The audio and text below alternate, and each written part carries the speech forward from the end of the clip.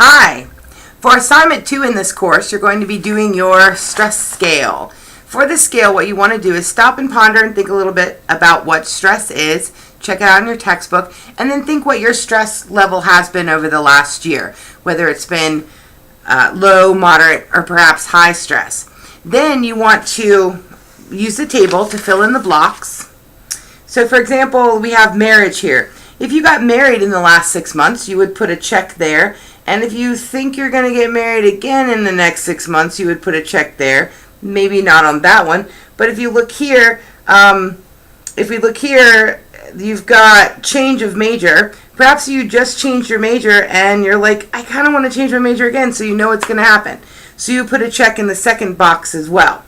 So after you get all your checks in your boxes, you want to add up this column, then add up this column, then add up the two columns together and get your total score. Once you've gotten your total score, that's when the fun can begin. What we would like you to do is tell us a little bit about whether you think your estimate at the beginning of the assignment or the estimate you got from the stress scale, which one we thought was more accurate. Or if you thought they were both accurate, maybe they were the same. And then tell us why.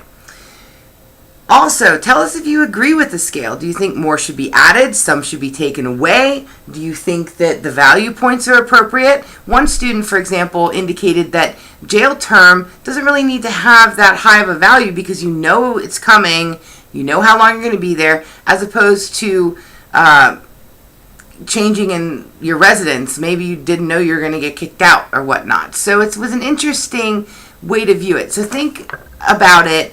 Don't just write yes and no to these answers. Think about something that could be added or something that could be taken away, and think about the point values. Next is 3 questions that are asking you, according to the text, what are the signs of stress?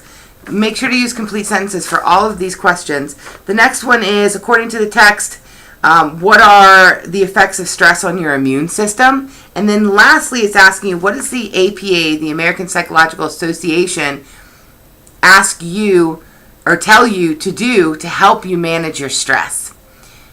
Enjoy this assignment. Don't let it stress you out. And remember, you can always contact your instructor by phone, email, or stop by their office. Their information is in the content section of D2L. And have a great day.